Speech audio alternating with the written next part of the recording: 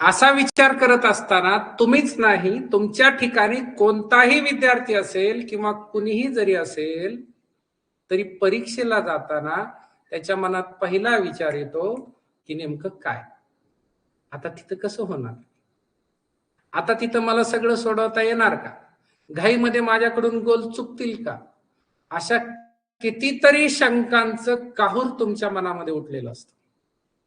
आणि या शंकाच निर्माण होऊ नयेत हे सांगण्यासाठी मी तुमच्या समोर आज आलेलो आहे. पण ते कसं, एक लक्षात ठेवायचं,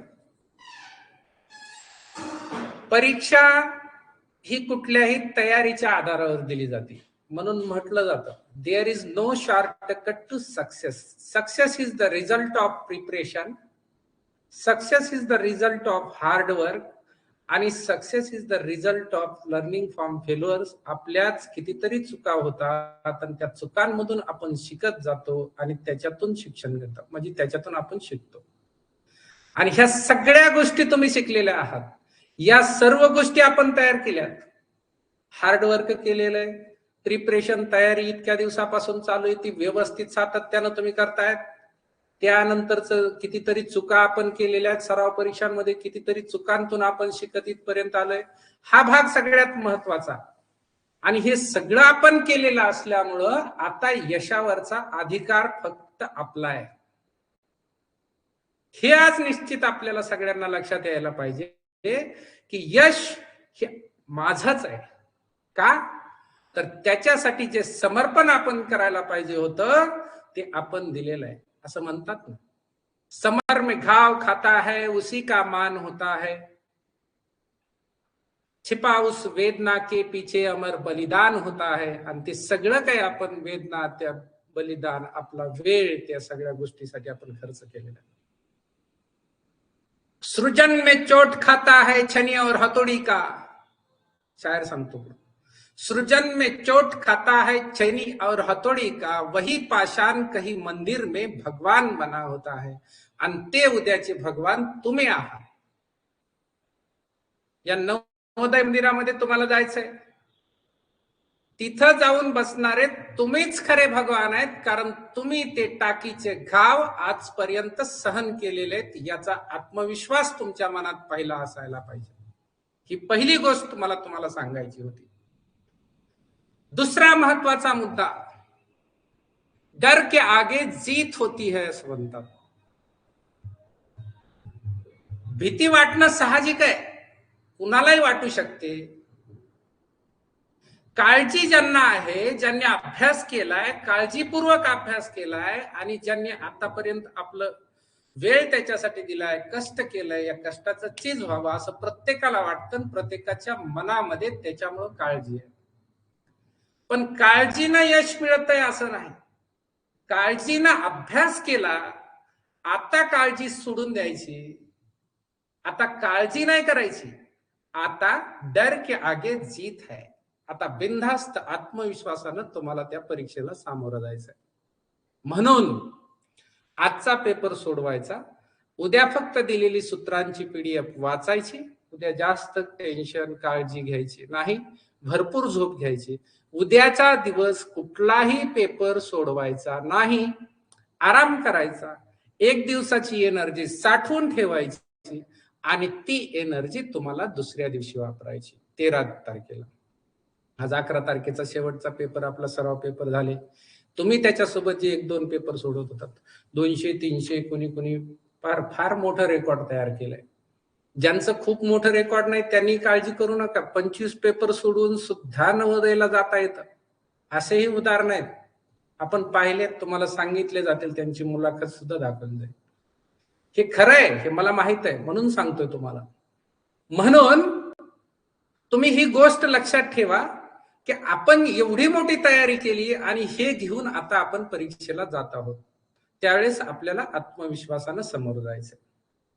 आणि मी म्हटलं ना की डर के आगे जीत होती है, म्हणजे, आणि आणखी एक शायर असं सांगतो, बुलबुल के पैरों में बाज नहीं होते, कमजोर और बुजदिलों के हाथों में राज नहीं, पड़ जाती है वो झुक कर चलने की आदत. दोस्तों, उनके सिरों पर कभी तक तो ताज नहीं होते. उगच देव पण येत नाही माणसाला. उगच तुमच्या डोक्यावर कुणी मुकुट ठेवणार नाही. त्याच्यासाठी राजा व्हावं लागतं, त्याच्यासाठी झटावं लागतं, कष्ट करावे लागतं आणि तिथून ते यश मिळवत जावं लागतं आणि मग शेवटी आपण यशस्वी होत असतो. म्हणून डर के आगे जिथे न घाबरता बिंदास्त आत्मविश्वासानं मला सगळं येत आहे. आणि आणखी एक सांगतो, कितीही वर्ष जरी आपण अशी तयारी करत बसलो तरी सुद्धा काहीतरी राहिलंय असा मनात येणं साहजिकच आहे. कोणत्याच विद्यार्थ्याचा 100% अभ्यास नसतो. मिळालेल्या ज्ञानावर आपण जेवढं मिळवू शकलोय त्या आधारावर आपल्याकडे जी साधन सामुग्री उपलब्ध आहे, जे ज्ञान तुमच्या डोक्यात उपलब्ध आहे, जो त्या साहित्याच्या आधाराने आपल्याजवळ असणाऱ्या साधनांच्या, कारण परिपूर्ण काहीच नाही या जगात. म्हणून जरी एखादा प्रश्न आपल्या न पाहण्यातला आला तरी अशा वेळी आपल्याकडे जे आहे त्याच्या आधारानं आपल्याला ती परीक्षा द्यायची असते आणि त्या ज्ञानाचा उपयोग करून सुटतील असाच तो प्रश्न असतो. तसं तुमच्याकडे जे ज्ञान तुम्हाला मिळालंय त्या ज्ञानाचा जो योग्य विचार करून जो त्याचा उपयोजन त्या परीक्षेतले प्रश्न सोडवण्यासाठी करणार आहे ते विद्यार्थी या परीक्षेत यशस्वी होणार आहे. आजच्या परीक्षेचा पेपर सेम तुमच्या परीक्षेसारखा होता, जी 13 डिसेंबरला येणार आहे तसाच. फार तर त्यातले अंक बदलतात, एखादी पद्धत एक्स्ट्रा येते, थोडाफार बदल होतो, परंतु या परीक्षेचं पूर्णतः स्वरूप त्या पद्धतीचं असतं. विनाकारणचे कुठलेही तुम्हाला फार कुठले तरी तुमच्या लेवलपेक्षा पुढचे प्रश्न परीक्षेला येत नसतात. सरावासाठी तुम्हाला ते सराव परीक्षेत टाकले होते, त्याचा कुठलाही दबाव तुमच्यावर येऊ द्यायचा नाही. कालचा आणि आजचा जो पेपर झाला तो अगदी तुमचा परीक्षेत येणाऱ्या पेपर सारखा होता, म्हणून ते तुमचे मार्क खरे पकडायचे. त्या गुणांच्या आधारानं, त्या आत्मविश्वासानं तुम्ही उद्याची परीक्षा द्यायची आहे. हा एक पॉइंट होता. पुढचा मुद्दा असा आहे, सोडवित असताना विचार करून सोडवायचं तरच. म्हणजे आपण जर विचार नाही केला, थोडं फास्ट जर गेलो, न विचार करता जर एखादं उत्तर लिहिण्याचा प्रयत्न केला तर आपण मिळवलेल्या ज्ञानाला तिथं न्याय मिळाला नाही. ज्ञान होतं, नंतर सोडवता आलं सर, बाहेर आलं की लगेच समजलं. मग तिथं एक काम करा, प्रश्न तोपर्यंत परत परत वाचा जोपर्यंत तो तुम्हाला सुटत नाही. तिथंच त्याच्यातूनच तुम्हाला थोडं थोडं ज्ञान मिळणार आहे, तोच समजणार आहे. जेव्हा तो समजणार आहे तो सुटणार आहे.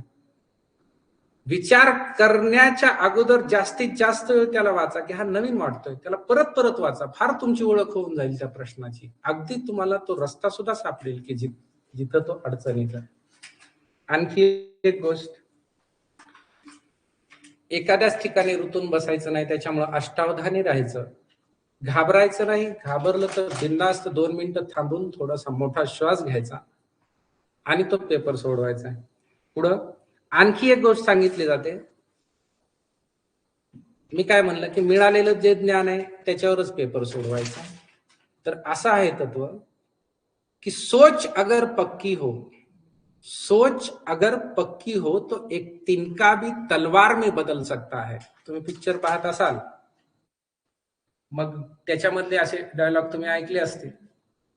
बाहुबलीतला डायलॉग काय म्हणतात ते, अगर सोच पक्की हो, जर तुमचं निश्चित ध्येय असेल, तुमचा विचार जर निश्चित असेल की मला जिंकायचंय, मला आउट ऑफ मार्क पाहिजेत, मला नवोदय धारक व्हायचंय, हा विचार जर तुमच्या मनात निश्चित असेल आणि मी पेपर सहज सोडवू शकतो असं जेव्हा तुम्हाला आत्मविश्वासानं वाटेल, त्यावेळेस तुमचं ते ज्ञान तुम्हाला पूर्णपणे पेपर सोडवायला मदत करणार आहे. आपल्याकडे सगळं आहे, पण मला थोडस तिकडं मी प्रयत्नच केला नाही म्हणून मी त्याच्यात जिंकलो नाही, असं नाही. त्याच्यामुळे होत आहे, सोच पक्की पाहिजे. आपल्याजवळ असणाऱ्या प्रत्येक गोष्टीचा विचार करूनच आपल्याला प्रश्न सोडवायचा आहे. सोच पक्की पाहिजे.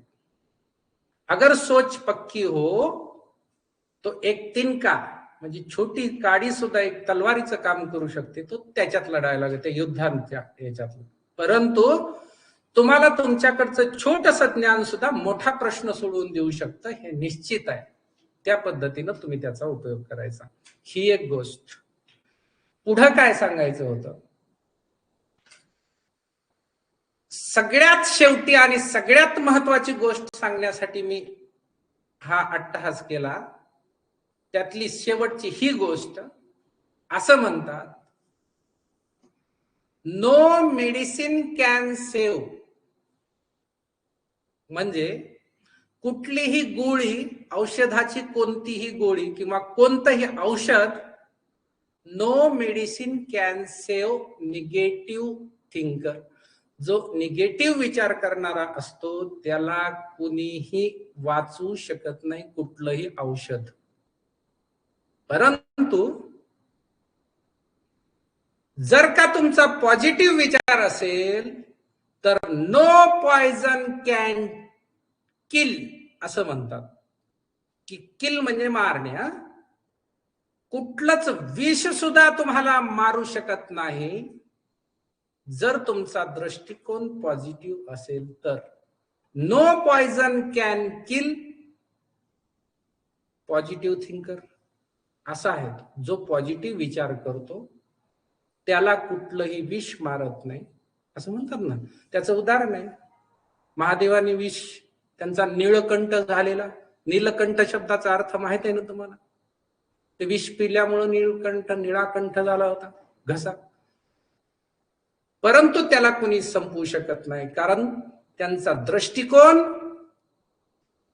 दृष्टिकोन पॉझिटिव्ह आहे, त्यांचा विचार पॉझिटिव्ह आहे. आणि असा सकारात्मक दृष्टिकोन, मला सगळं येत आहे, मी सगळी पूर्ण तयारी, जेवढी नवोदयला पात्र असणारे विद्यार्थी, नवोदय पात्र होणाऱ्या विद्यार्थ्यांना जेवढी तयारी करणं आवश्यक आहे त्याच्यापेक्षा जास्त मी तयारी केलेली आहे. माझ्याकडे ते सगळं नॉलेज आहे आणि ते ज्ञान घेऊन मी आता ही परीक्षा सहज पास होऊ शकतो, याचा आत्मविश्वास ज्याला आज आलाय तो विद्यार्थी पेपर मध्ये चुका करणार नाही, पेपर सहज सोडून येईल आणि तो या परीक्षेत यशस्वी सुद्धा होईल. एवढं सांगून, एवढे सूत्र लक्षात ठेवून तुम्ही परीक्षेला जाणार. परीक्षेला जाण्यासाठी सगळ्यांना शुभेच्छा. याच्यानंतर जर आपल्याला काही चर्चा करायची असली तर आपण ते काही डाऊट्स असतील त्याच्यावर चर्चा करू. तुम्ही एवढ्या दिवसापासून जी मेहनत घेतलेली आहे, तुम्हाला एक कष्ट करण्याची सवय लागली, त्याच्यातच तुम्ही लढायला शिकलात. लढणारा जिंकला नाही तरी चालेल, पण तो लढायला शिकलाय, तो कधीच हरणार नाही. तुम्ही कधीच नाही हरणार. तुम्ही कष्ट करायला शिकलात. तुम्ही घेतलेलं ज्ञान हे तुमच्या आयुष्यासाठी, भविष्यासाठी खूप मोलाचं योगदान ठरेल. यश अपयश हा तर खेळ आहे, चालत राहील, पण खेळणं महत्वाचं आहे. खिलाडी चांगला पाहिजे, तो तुम्ही प्रत्येक जण बनलेले आहात. सगळ्यांना परीक्षेसाठी मी आजच शुभेच्छा देतोय. तुम्हाला पुनश्च एकदा परीक्षेसाठी खूप खूप माझ्याकडून शुभेच्छा. बिनधास्त पेपर सोडवा. संध्याकाळी तुम्हाला सगळे तुमचे टीचर जे आहेत ते पेपर सोडवून देतील. त्याच्यात डाऊट असतील, काळजी करू नका. काही चुकलं हुकलं टेन्शन घेऊ नका, कारण ज्यानं दिलाच नाही त्याचं काहीच बरोबर येणार नाही. आपलं काहीतरी आलंय बरोबर आणि काहीतरी चुकायलंय, काय अडचण आहे. मी म्हणलं ना, खिलाडी चांगला पाहिजे, खेळ चांगला खेळला पाहिजे. तुम्ही खेळायला जाताना विचार करता का आज हरलो आता उद्यापासून खेळायचंच नाही. तुम्ही उद्या म्हणतात चला, मजा तर आली ना. मजा आली पाहिजे, आणि ही गोष्ट आपण आज सगळ्यांनी लक्षात ठेवायची. पेपर असे कितीतरी येतील जातील, यश मिळेल, मागे राहू, प्रयत्न मात्र आपला सगळ्यात महत्वाचा आहे. त्या प्रयत्नांचा आनंद मानायचा. शेवटी सगळ्यांनी व्यवस्थित विचार करून पेपर सोडवायचा. आता आपण थांबू.